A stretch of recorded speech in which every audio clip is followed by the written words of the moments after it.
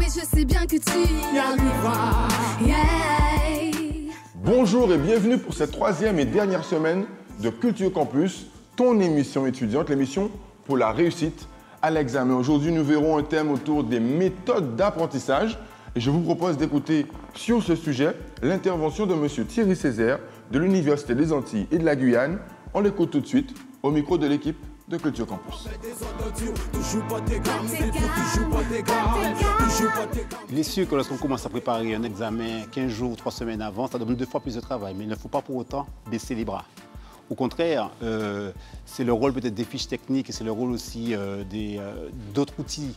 Il y a la bibliothèque, il y a des bouquins, il y a des livres, il y a pas mal d'outils à notre disposition.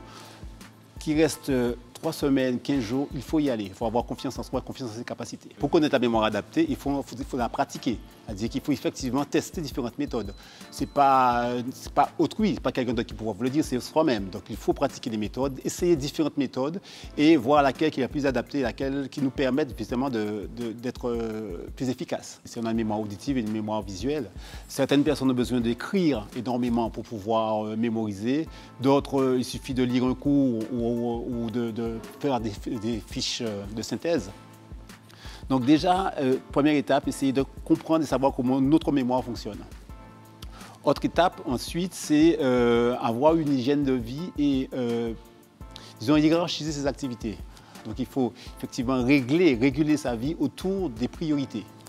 Le choix de son avenir, c'est une priorité. Donc trouver des activités qui permettent d'optimiser ce temps de travail. Exemple, il y a des gens qui sont du soir, hein, qui travaillent la nuit, d'autres qui travaillent le matin. Donc gérer sa vie pour pouvoir être dans des conditions optimales au moment où on apprend.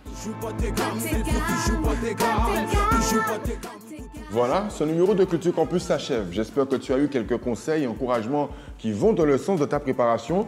En tous les cas, demain, on se retrouve sur ce même sujet avec des encouragements dans la rubrique Paroles de jeunes. Nous aurons toujours plaisir à te retrouver. Continue ta préparation parce que c'est Grandiri qui a fait Sakdiri pour donner le meilleur de toi-même le jour J.